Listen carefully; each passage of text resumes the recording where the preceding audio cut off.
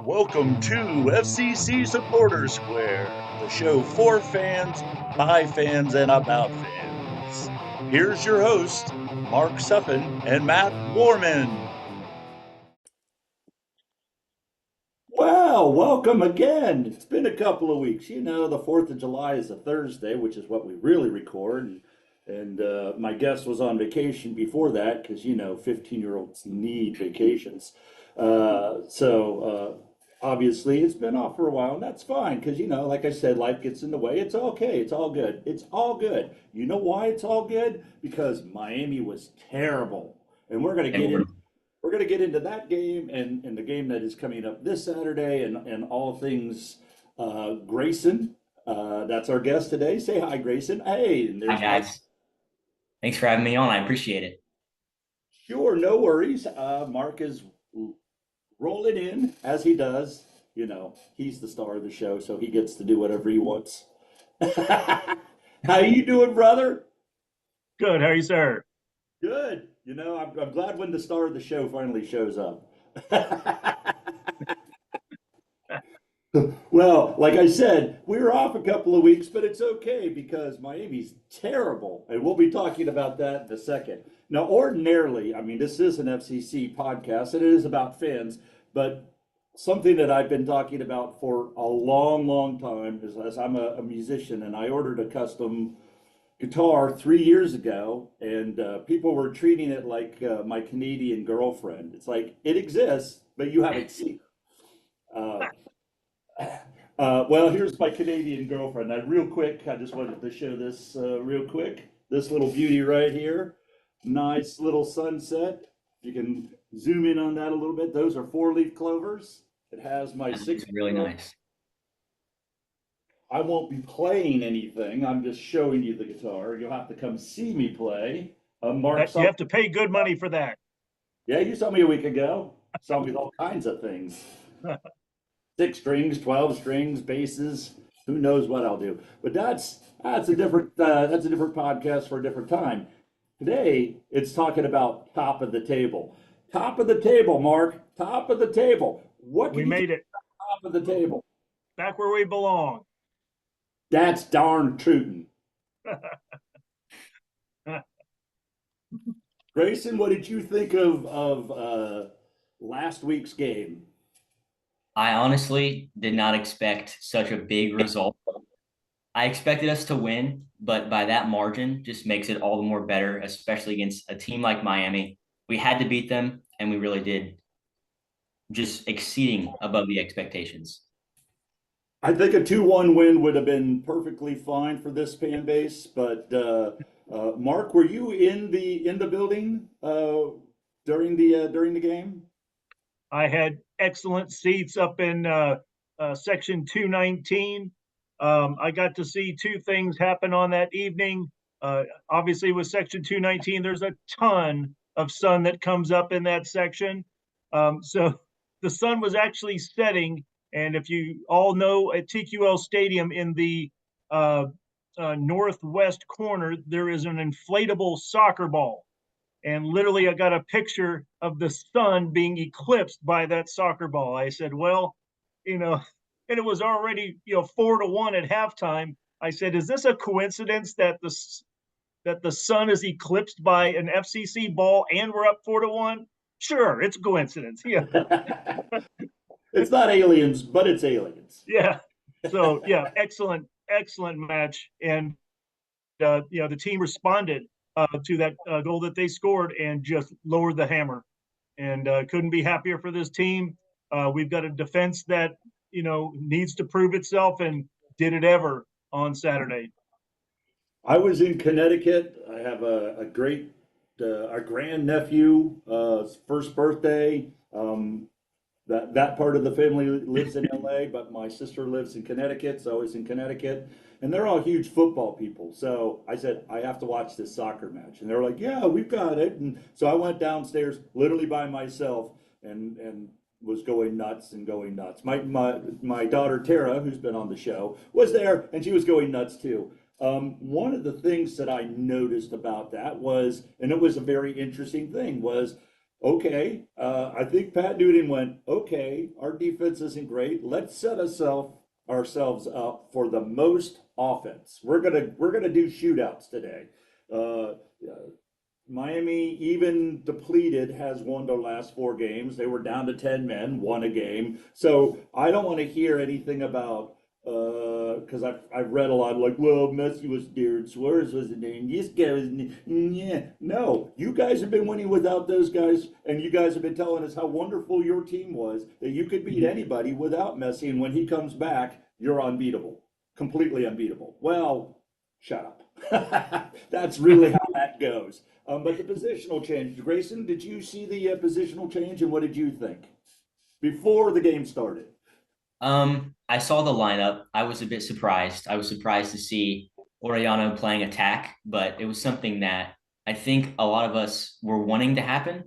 I think it was unexpected, but my thought before the match was Noonan is definitely setting things up, more attacking style. So I wasn't too unhappy about it. I was excited to see how it was going to go. I was kind of cautious, but yeah, I was just excited to see how it was going to turn out.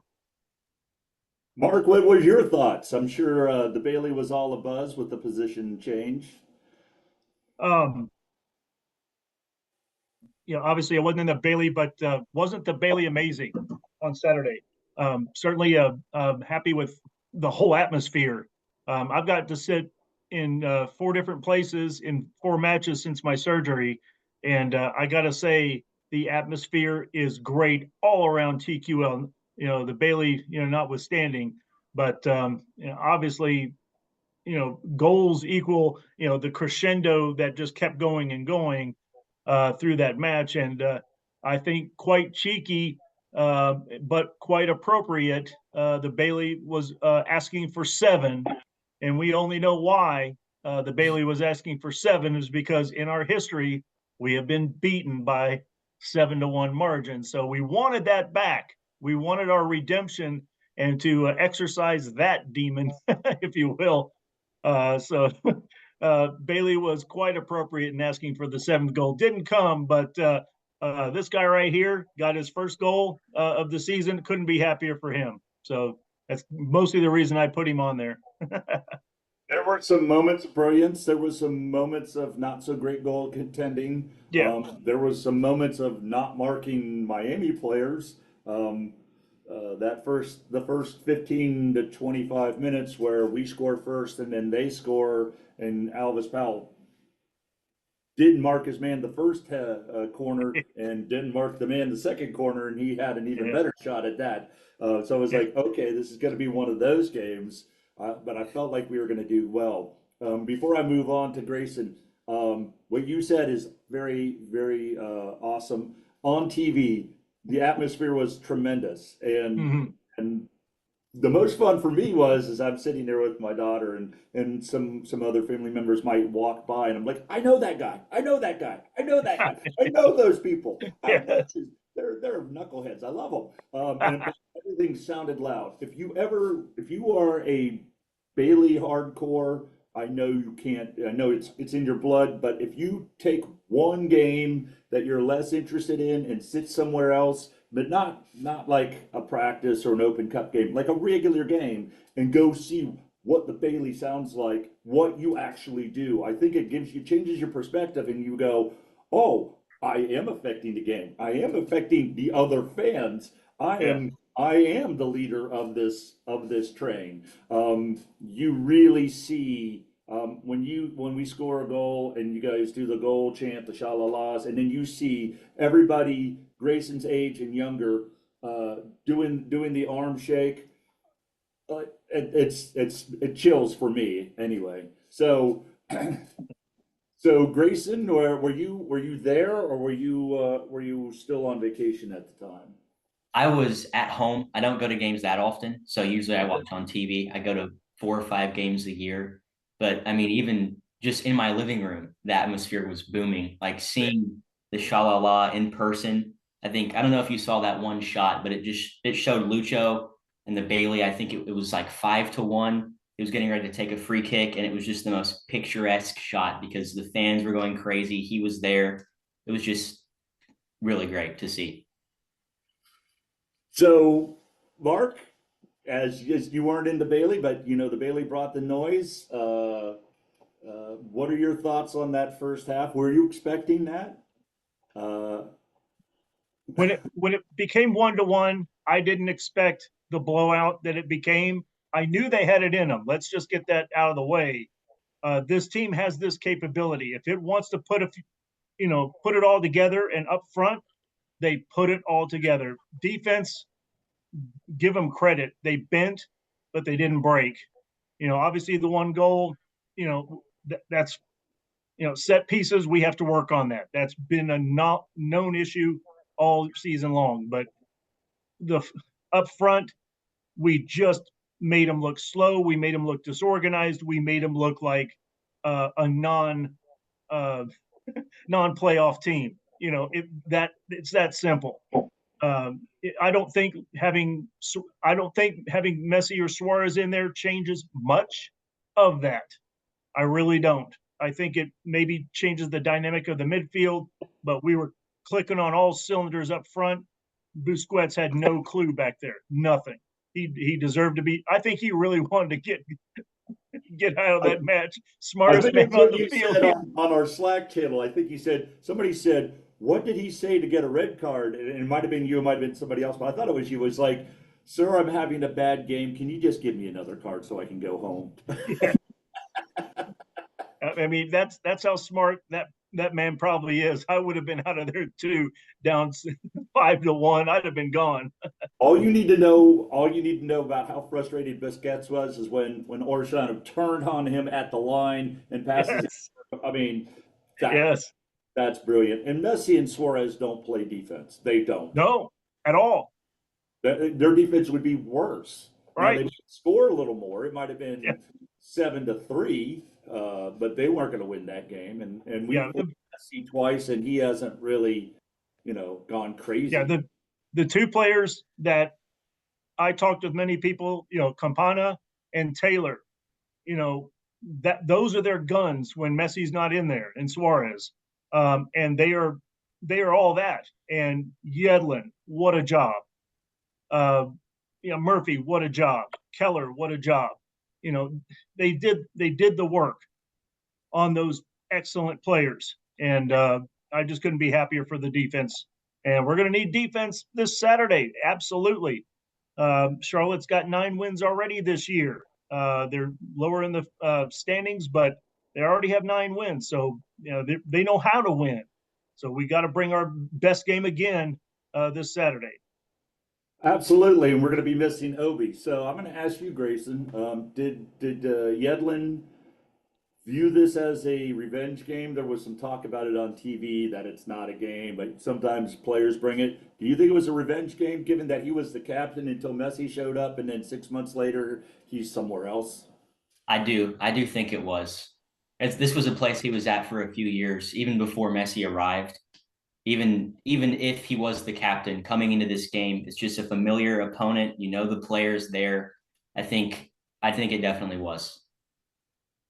Was that? I believe that was the Yedlin piece that came out this week about how happy he is with the fans, the club, the city. I always love to read those types of things because we all know that Cincinnati is, because we Yeah, live here, is a wonderful place. And honestly, I don't want it to get out too much because then there's a lot of people who come here. But that being said, that's what I like to hear, particularly about the club and how well they treat their players, because that's the way we're going to get the Weston McKinneys. Because Weston McKinney's going to talk to DeAndre Edlin. They were teammates at U.S. men's team. He's going to say, "So what's the real deal about Cincinnati?" And he's going to say, "You got to come here." He's going to sell him. He's going to sell Weston McKinney on it. yeah. So Grayson, what do you think a possible Lucho McKinney line looks like? And then what do you do with Fuca? Where does everybody play if you get a Weston McKinney? I would love to see it. I think we definitely have room for him. The formation they used against Miami, the sword, there were 2 attacking midfielders. So where I think you could just put McKennie there, and then you have Lucho and McKennie, and then Kelsey or maybe another 9 up top. I don't think it really would move Buka over Bodo. I think that would still be our double pivot midfield. Maybe just put Orejano on defense. It might be more attack minded than Noonan would want, but I think there's definitely a spot for him here if we can try to lure him in, if the players can talk to him about it, if that's a possibility. So yeah. Besides McKinney, Mark, is there anybody else in your radar that you would like, or position? Obviously, we need some mid some center backs, but Yeah. do you have Yeah. any thoughts? If Mosquera wants to come back, let's get him back. Man, if Um, we could get him back, and then Robinson, boy, that would be awesome. Just give us the cup at that point. Yeah, yeah, exactly. for sure. So I've heard that they were looking for some center back that plays well, played in the same league as Messi, and was always shutting him down. I don't know if he's available, how old he is, what that goes. I'm not plugged in for that. This is a fan show. We make bad takes. We don't break news here. That's not us. That's you over there, Gracin says Cincinnati Soccer Talk. You probably already have like 10 players that you know that secretly they've signed. I wish I knew. I wish I knew. Somebody does over there. Probably. So real quick before we move on, Charlotte is coming in, as you said, 9 wins. The other Queen City, I did see I like to shout out the Vanguard. I think it's Alex that Nicholson that does all of the online work. He had a really nice orange and blue lady with a sword, and they had Charlotte. It said fake, and it was the battle for the Queen City. I thought that was a very good meme. So what are your thoughts on this Saturday's match, Grayson? I think more than anything, it's going to be a test on our attack because Charlotte is obviously known for having a very good defense. They had that 4 or 5 game span where they didn't concede any goals. So more than anything, this will be an opportunity for maybe Pat to roll out the same formation he used last time. I think if we stay on our game, it'll be a fairly simple match, a fairly simple result. We just have to make sure that we're focused on creating chances and continuing the good run of goal scoring we've had.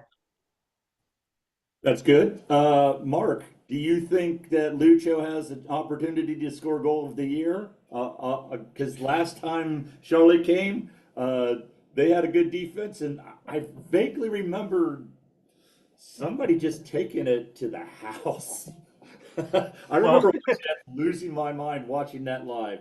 Do you think he has a chance to do it again? Because he almost did it on Miami. If he put the ball past Calendar, that would have been goal of the yeah, year. yeah. What would only be a topper for the goal of the year last year would be, and maybe we should go outside and check anyway. If he's started his move already, for Saturday, he's already making his way, through downtown Fairfield, and he'll make it downtown by Saturday to make his goal. So, so yeah, I don't know what's gonna uh, overtake what was so amazing last year, but um, let's just say if Lucho is sharing the love with others where he took such a beautiful approach last year, that's going to be a wonderful win for us on Saturday. I like the new formation. I like the more attack minded. Yeah. It's, um, it's weird because when we had our defense, we didn't have to come back further. We could play a little more loose. The midfield felt a little more tighter, but then once we lost Miazga, the center back position was bad, and we kept drifting back too far, and it was really affecting our attack. So the best way to do that is to go, hey, if we give up 2, we give up 2. We're not going to worry about clean sheets. We're going to worry about putting the ball in the back of the net. We've got more than enough hours. We've got a DP on the bench. We've got Boop on the bench. And we had Kelsey really didn't play all that much, and which is good. These are good things. If we can get Halsey as a wing back, Yedlin and Halsey as wing backs, and Orishano up front, do we really need a 10? If this works, right? It's one game. One, defense, Miami was slow. They were old Yeah. and slow. Exposed for as old and slow. I don't think you're going to see 6 goals from this Charlotte team. If they're strong like Nashville, they're going to be together. They're probably going to be a little bit faster. They're going to have to break them down a little bit. But that being said, my take is 3-1. Gracin, what's your bad take?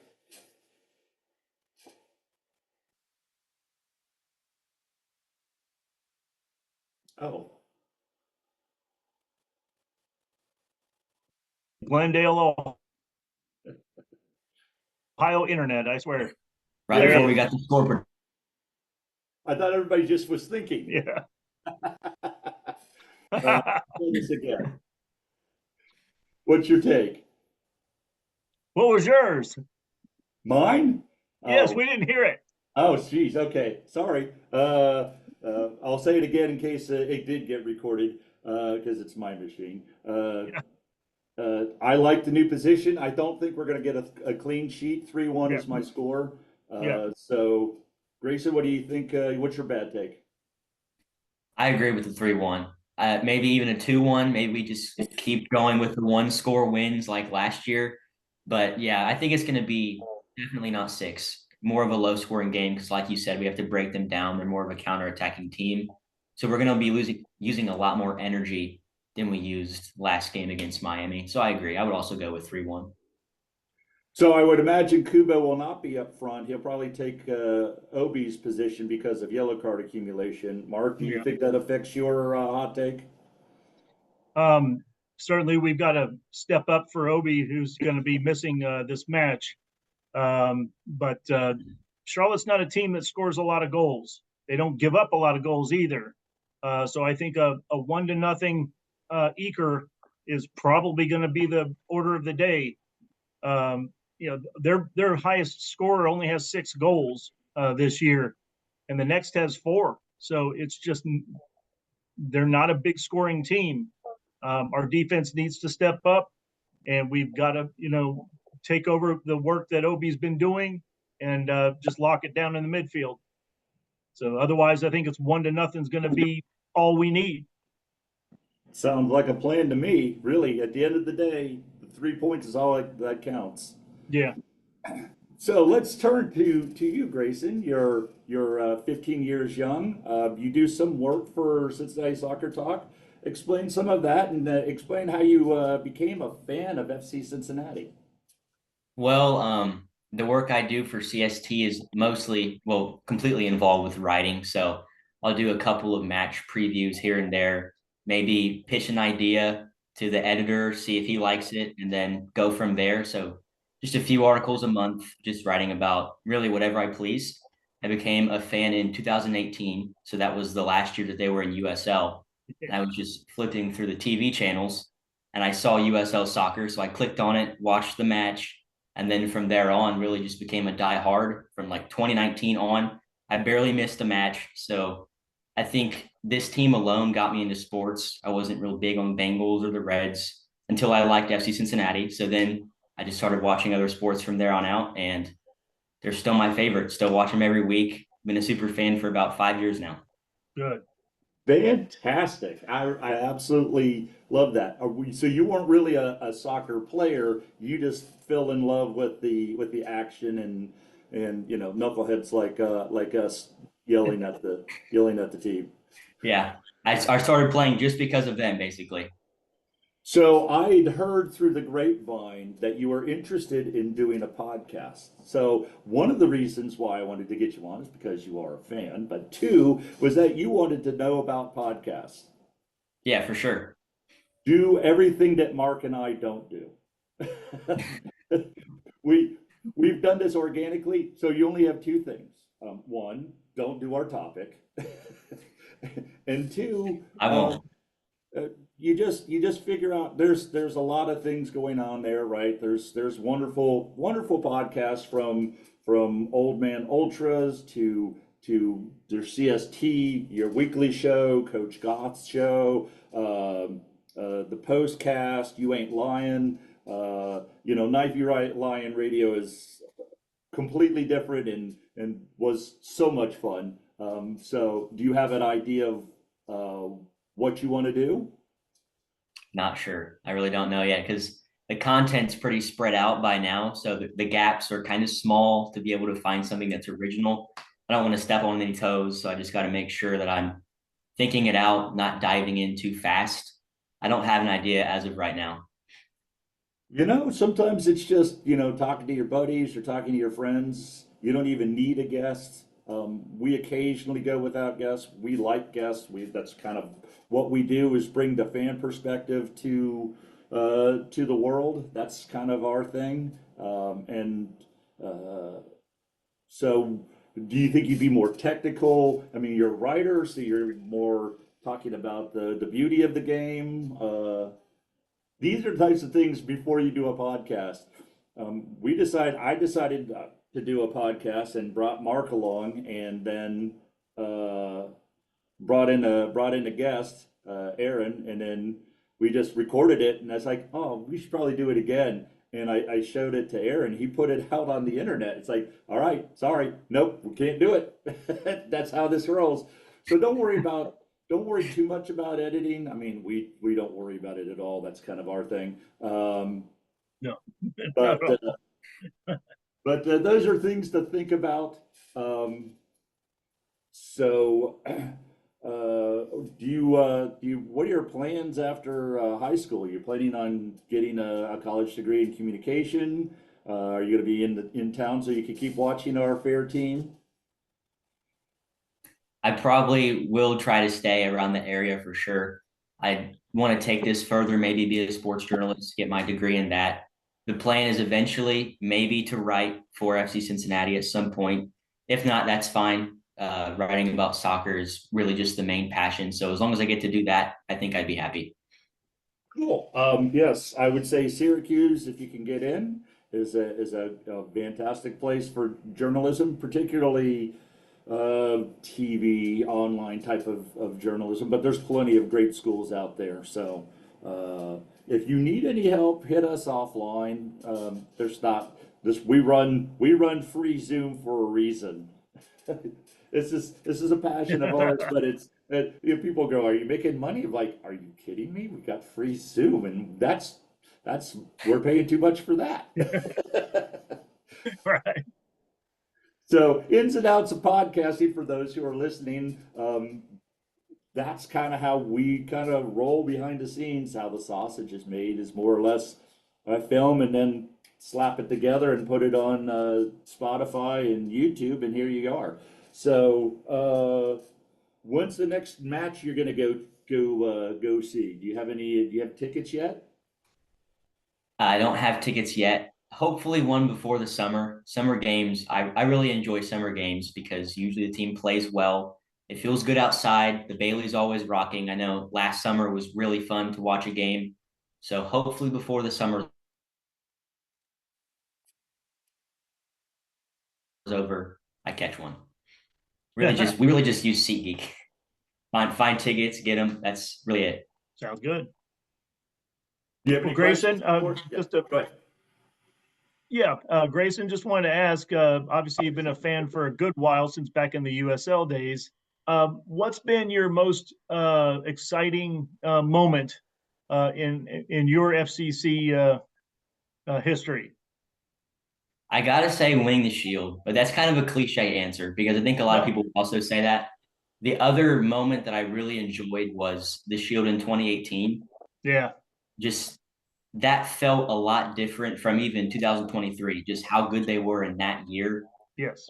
So I have to say those are kind of tied on my list. Both Shield years were just really special to be a part of as a fan.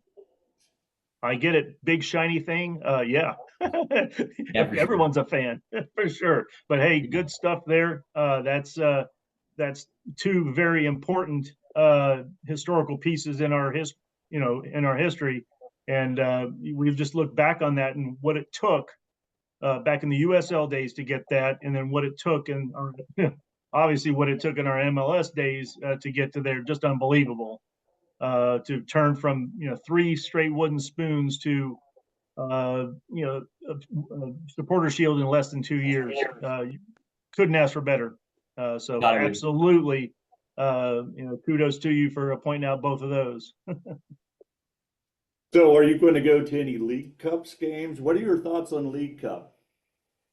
My hot take about Leagues Cup is that it's not too bad. I personally enjoy watching Leagues Cup because I like seeing the team play Mexican teams. Any team abroad playing FC Cincinnati, I enjoy watching.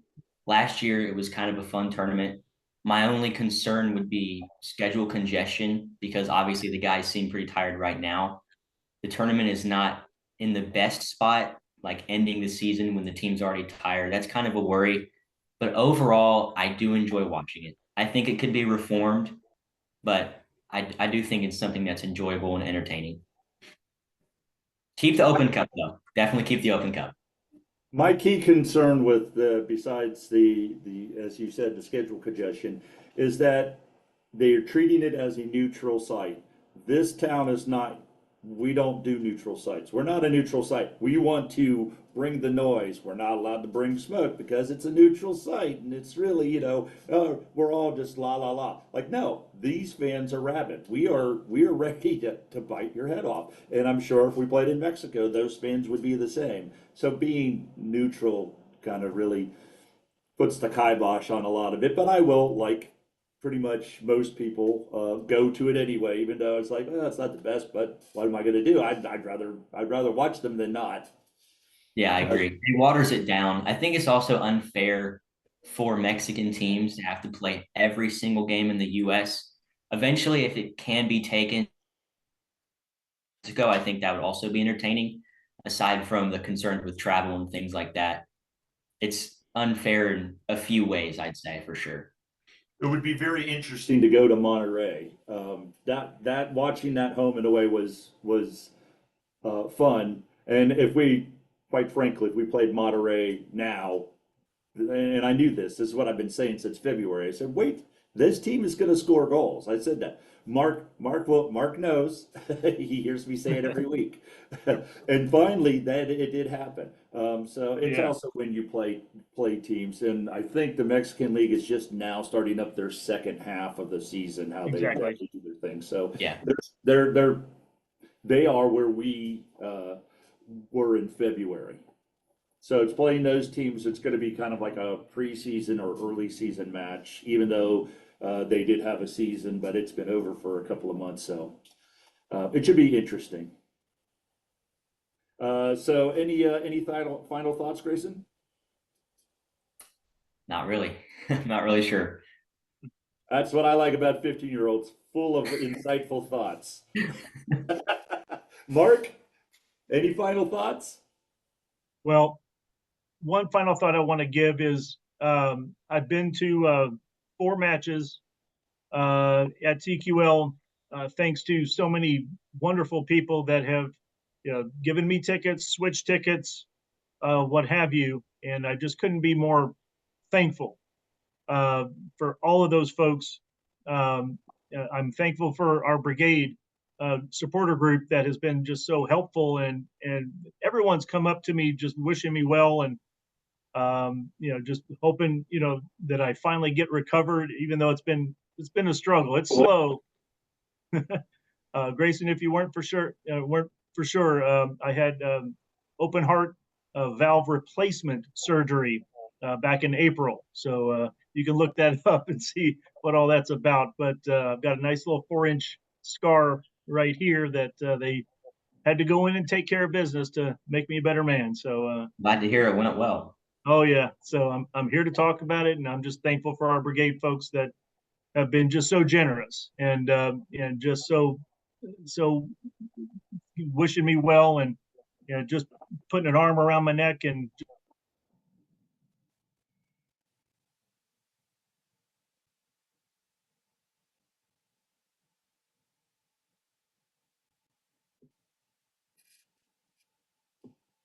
I think it shows how special the fan base is too.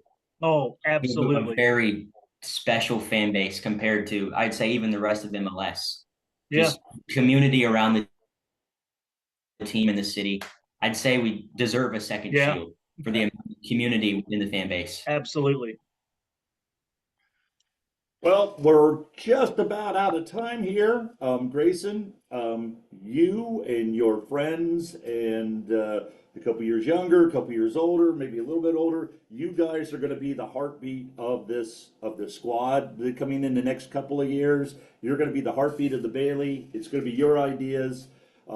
That's why it's nice to have, it's nice to have the big timers on the show, but it's super nice to have people like you on the show because you're the future. You are literally the future of all kinds of things, but more importantly, the future of this club, and it's great to see you. So thank you so much for joining us.